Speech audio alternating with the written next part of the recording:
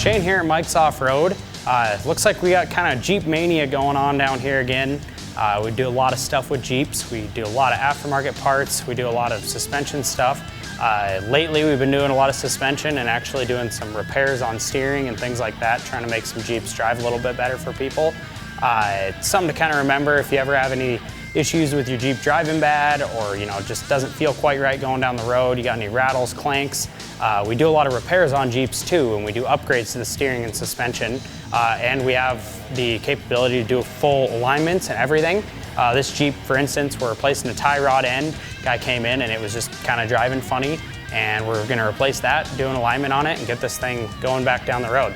So remember, we don't only do aftermarket stuff on the Jeeps, we can also do repairs for you and get things back on the road and driving right.